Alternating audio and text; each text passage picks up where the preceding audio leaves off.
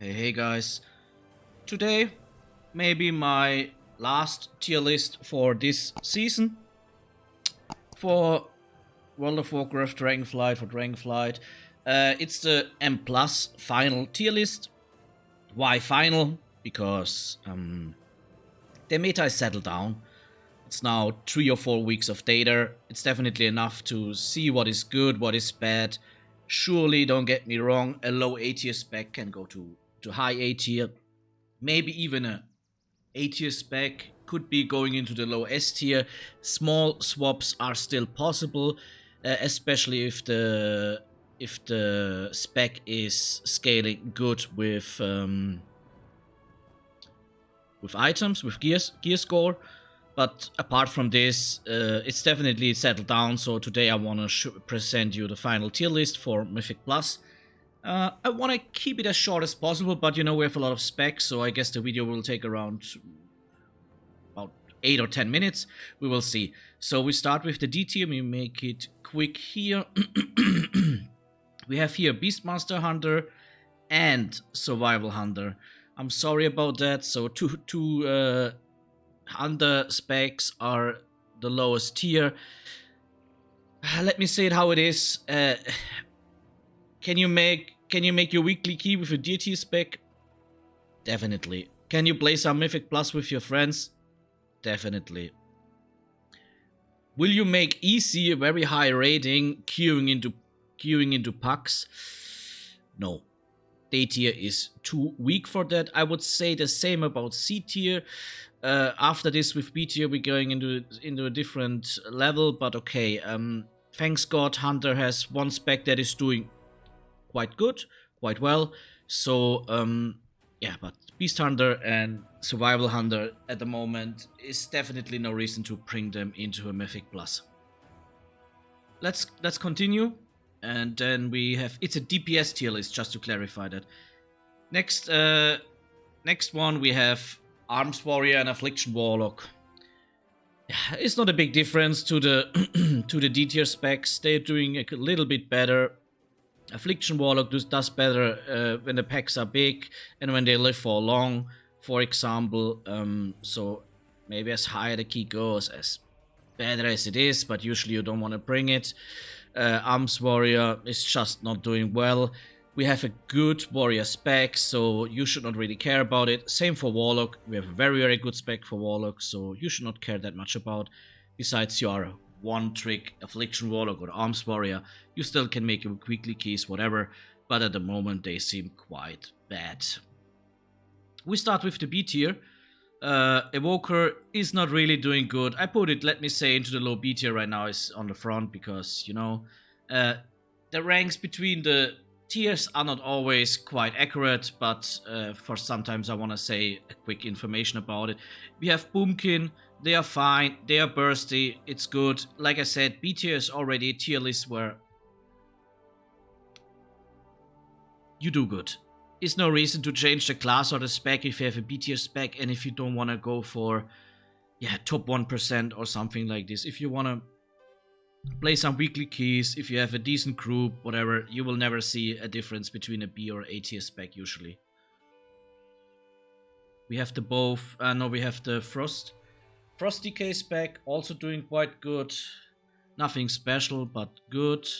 Same for Shadow Priest, Elemental Shaman, and then we have another Warlock spec that is already doing okay. I see no reason to bring it, but you can do it. Assassination Rogue, you know, in M Plus is definitely AoE damage much more important than single target damage, but Assassination Rogue, they have incredible single target damage. That means in Tyrannical weeks, and in certain dungeons, I think I would even put them in high A tier. Again, Tyrannical weeks, a little bit also depending on your group composition. If you have two other DPS that are doing awesome AoE damage, then I think there is no reason to say no to Assassination Rogue. but Assassination Rogue is doing quite bad into AoE. That's why I only ranked them overall into the B tier. Maybe you could put them in low A tier, but yeah, it is how it is. Next we have Fire Mage. It's okay. Quite, to be honest, I see no real reason why you should play Fire Mage at the moment when you have two better specs as a mage, and they are not like, you know, let me say, between Survival Hunter and Marksman Hunter, there's a big difference in playstyle. Is it a big difference between a playstyle from Fire Mage to Arcane Mage? I mean, at the end, you are a ranged DPS with that is kind of cooldown dependent. Last but not least, Marksman Hunter. I think if I would have to make a ranking, I think I would put them the highest here, the Assassination Rogue, because of the explanation that I gave you. Besides that, they all kind of the same. Evoker may be the last one. So we have a wide B tier, sorry, and they are doing already good. No reason to not bring them into the dungeons. Then we come to also what is quite nice, a very big A tier. I start with Retribution Paladin. They are doing much better than I expected. We Enhancement Shaman also great spec at the moment. Frost Mage, why Frost Mage? Because the AoE is definitely better than Fire Mage AoE. Plus they have the additional crowd control that slows down some stuff. Fury Warrior. So we have a good warrior spec. A tier, definitely nothing to complain about. Unholy DK as well, pretty good.